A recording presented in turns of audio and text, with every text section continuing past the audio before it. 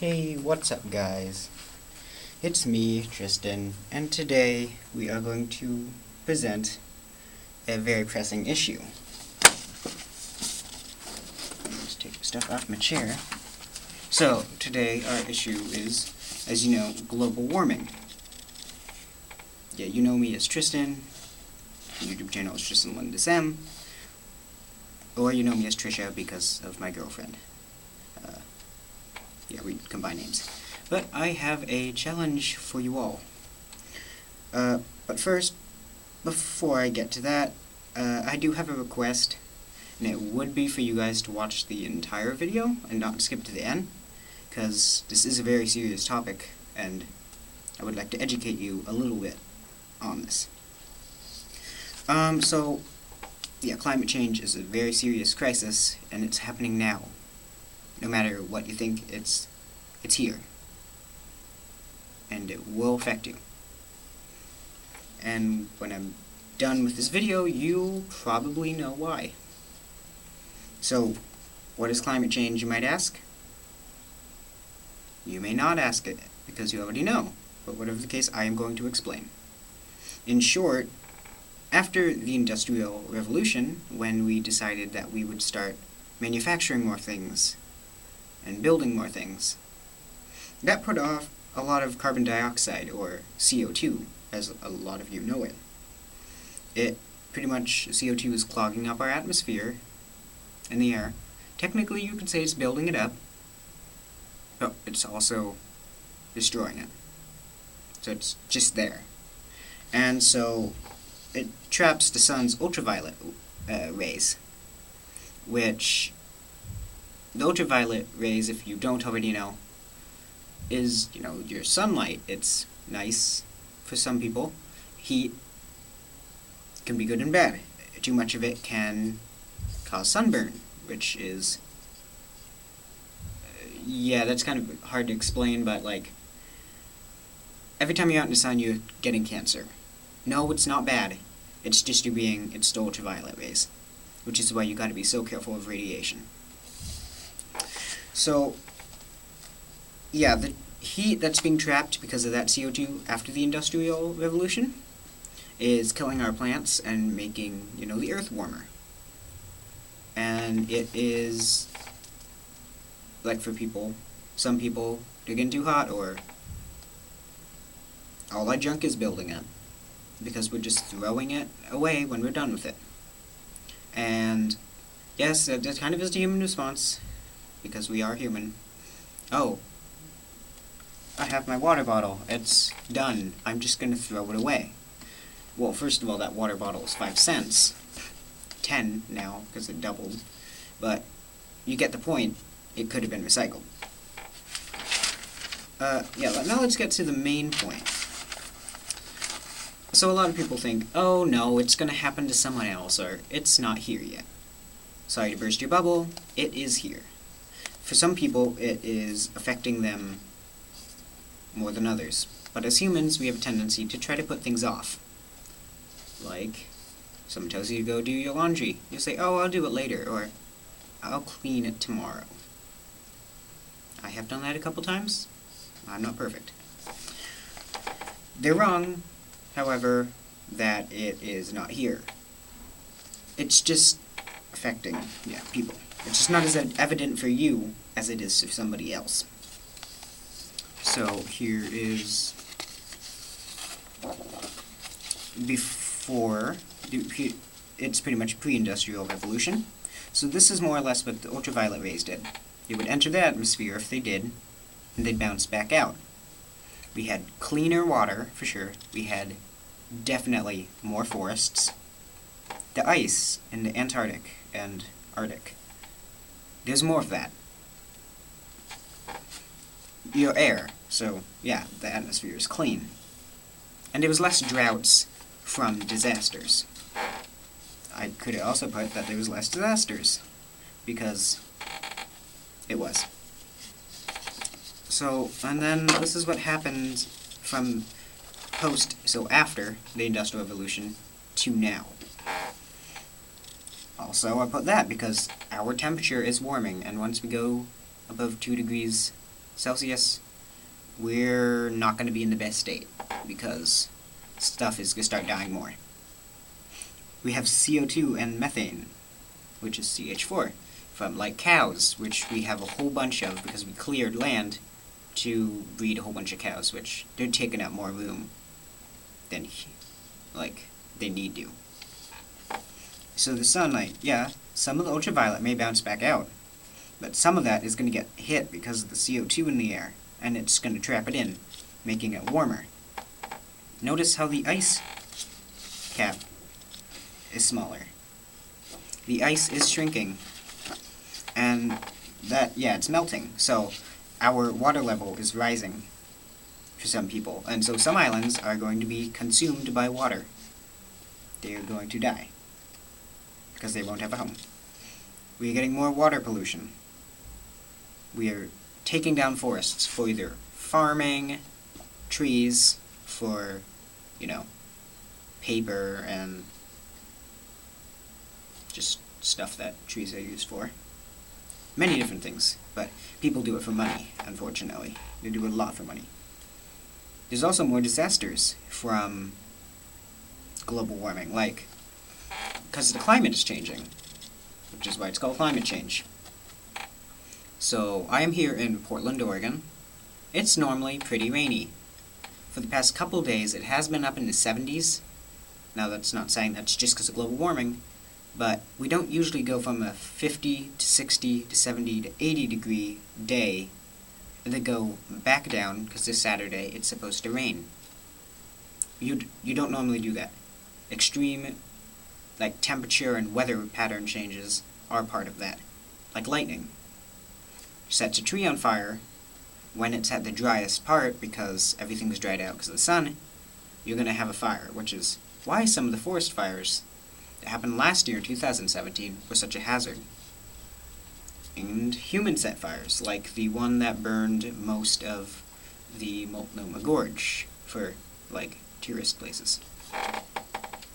There's more droughts in places, like Africa, that, yeah, there were droughts, but there's even more because of the changing weather. We've got pollution in our sky, not including in the atmosphere, but, the upper part of the atmosphere, like space junk. That's a huge problem that we haven't figured out what to do with. A lot of people have the idea of trying to gather it and launch it to the sun.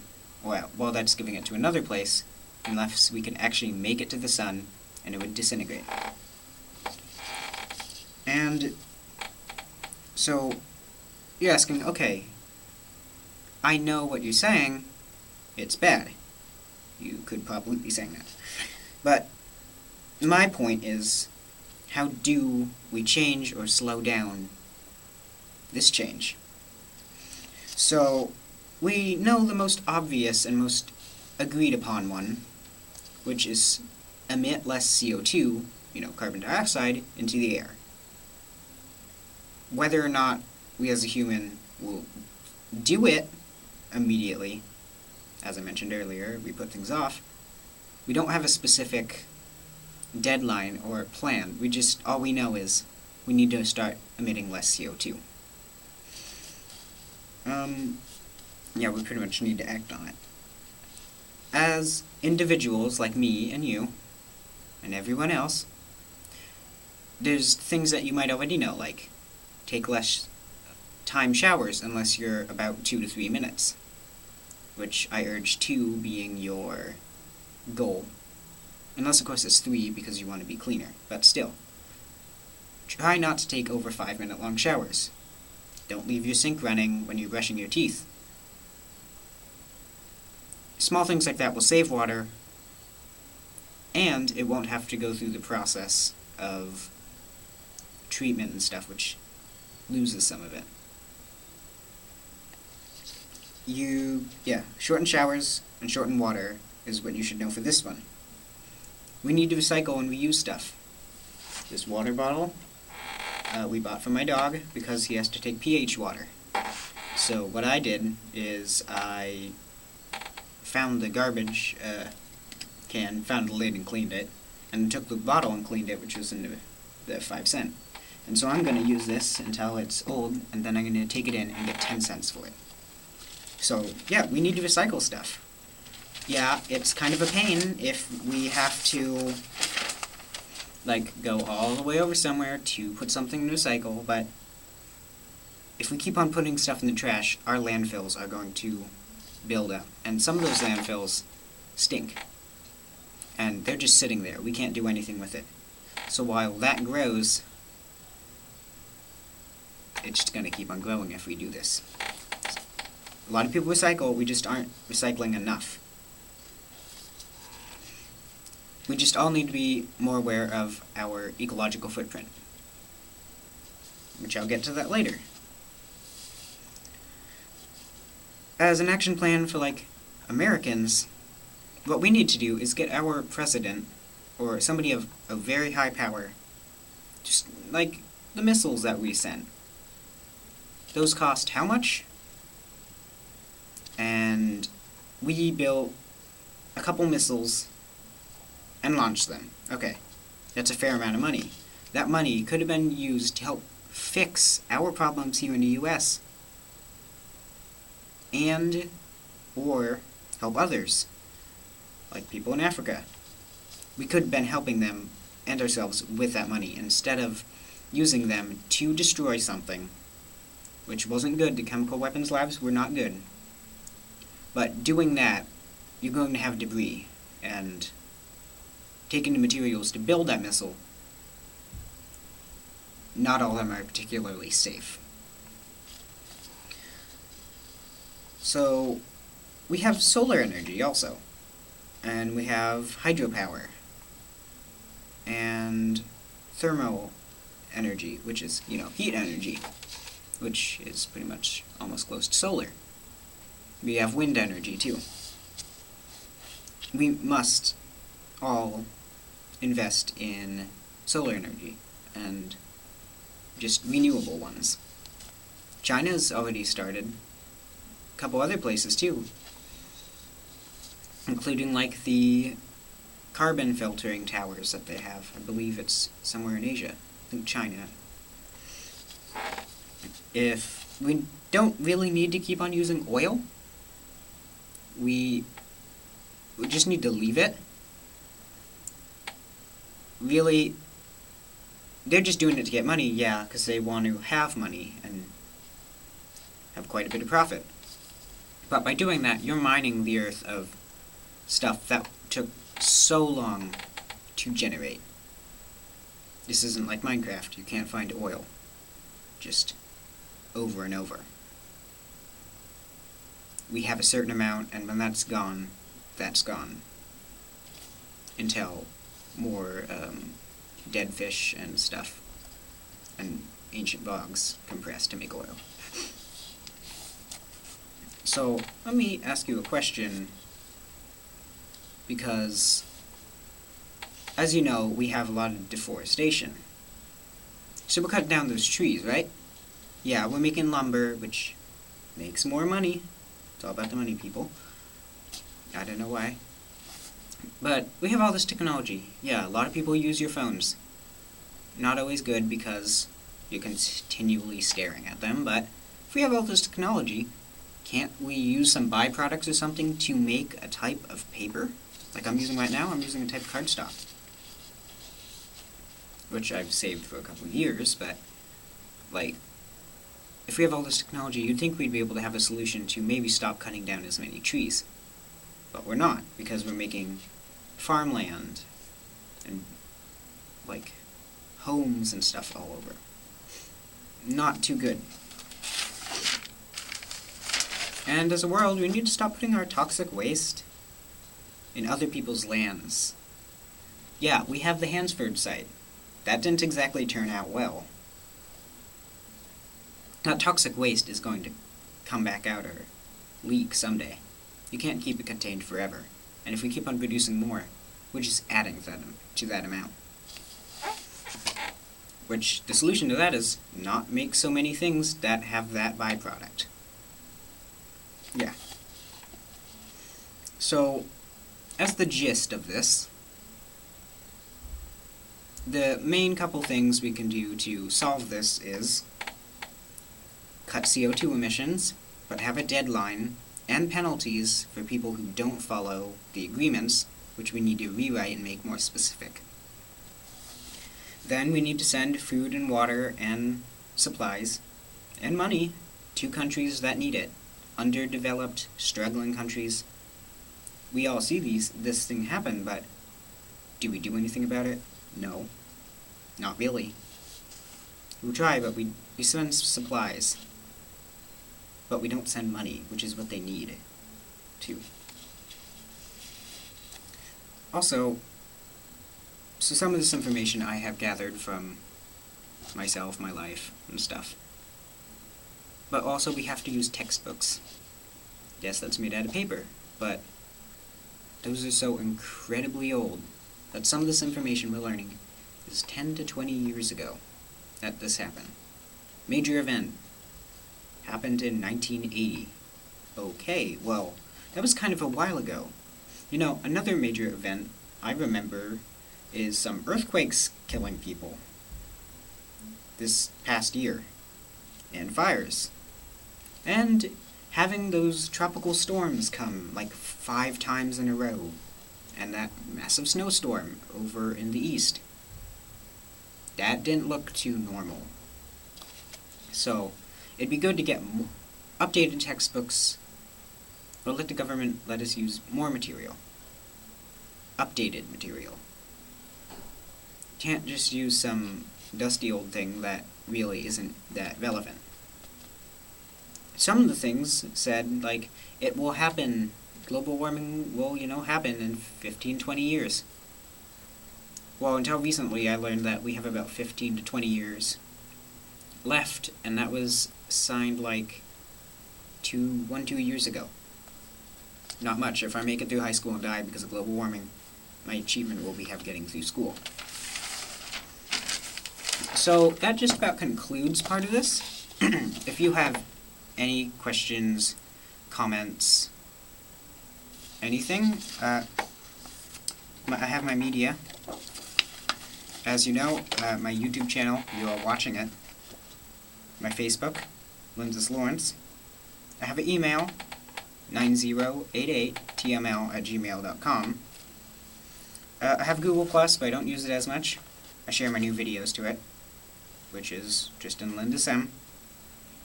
And I have a Discord channel. So I'd like more members. I access it at school for right now, and I want to start accessing it more.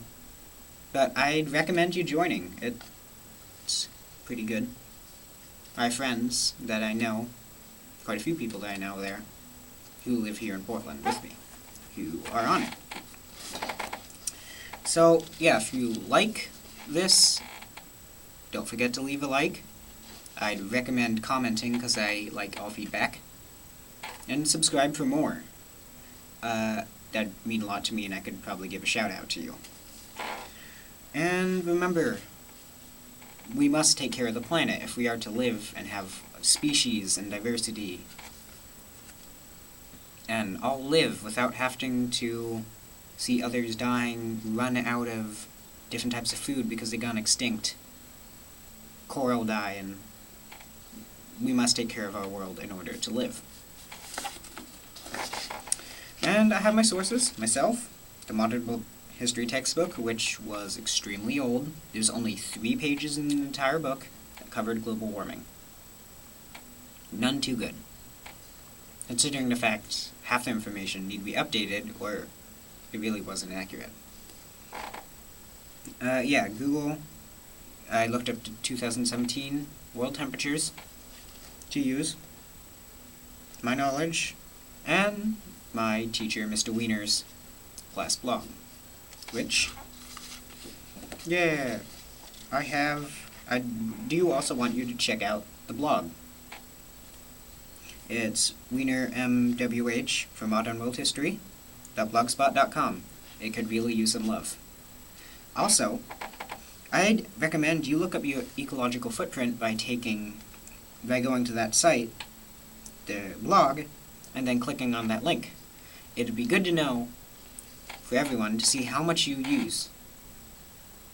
It's a pretty good one. I found out I use very low. So also, I also did remember I had a challenge for you. All of you. So my challenge is this. I made this video. I wrote out all my script and stuff. Yeah, I know that. But I would also like if you could share this on your media and reshare and stuff. Not to get me more likes or views.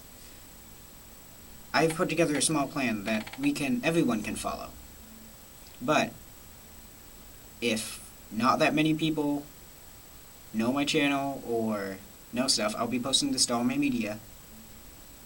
Nobody will be able to act on it because I don't know this. As a group, we must share all our knowledge to other people, since some of it is irrelevant or we can't use it anymore. So I'd recommend you send this to almost everybody you can and share all this. Thank you and for bearing with me.